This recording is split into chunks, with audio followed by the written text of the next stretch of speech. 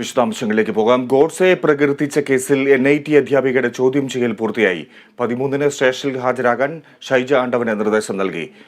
വിവരങ്ങളുമായി റിയാസ് KMR ചേരുന്നു. റിയാസ്, ഷൈജയുടെ ചോദ്യം ചെയ്യൽ പൂർത്തിയായിരിക്കുന്നു. എന്തൊക്കെയാണ് വിവരങ്ങൾ ചേർക്കാവുന്നത്? ഷൈജ ആണ്ടവന്റെ ചാത്തമംഗലത്തെ താമസിക്കുന്ന വീട്ടിൽ വെച്ചായിരുന്നു പോലീസിന്റെ ചോദ്യം ചെയ്യൽ. Kunnamangalam police inspector H. ശ്രീകുമാറിന്റെ നേതൃത്വത്തിലുള്ള സംഘമാണ് അവരെ ചോദ്യം ചെയ്തത്. ഏകദേശം 1 മണിക്കൂറിലധികം ചോദ്യം ചെയ്യൽ നീണ്ടു. ഇത് പ്രാഥമികമായ അന്വേഷണത്തിന്റെ പ്രാഥമിക ഘട്ടമാണ്. അതുകൊണ്ടാണ് ചോദ്യം ചെയ്യൽ എന്നുള്ളതാണ്. ബാക്കി തുടർ നടപടികൾ പിന്നീടായിരിക്കും സ്വീകരിക്കുക എന്നാണ് പോലീസ് വൃത്തങ്ങൾ അറിയിച്ചിട്ടുള്ളത്. ഈ മാസം 13-ന് ഷൈജ ആണ്ടവനോട് പോലീസിൽ ഹാജരാകാനും നിർദ്ദേശം നൽകിയിട്ടുണ്ട്.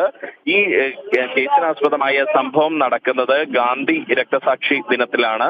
അന്നാണ് ഗാന്ധി ഘാതകനായ ഗോഡ്സെയെ പ്രകീർത്തിച്ചുകൊണ്ട് NIT-യിലെ പ്രൊഫസറായ ഷൈജ ആണ്ടവൻ ഫേസ്ബുക്കിൽ കമന്റ് ഇടുന്നത്. അതേ തുടർന്ന് വിദ്യാർത്ഥി സംഘടനകൾ ഉൾപ്പെടെ വലിയ പ്രതിഷേധവുമായി രംഗത്ത് വരികയും കുന്നമംഗലം SFI ഏരിയ കമ്മിറ്റിയുടെ നേതൃത്വത്തിൽ കുന്നമംഗലം പോലീസിൽ പരാതി നൽകുകയും ചെയ്തിരുന്നു. അതിന്റെ അടിസ്ഥാനത്തിലാണ് ഇവർക്കെതിരെ IPC 153 വകുപ്പ് പ്രകാരം പോലീസ് കലാപാഹ്വാനത്തിന് കേസെടുത്തത്.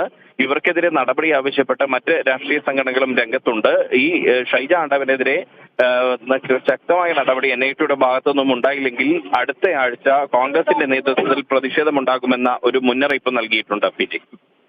ശരി റിയാസ്.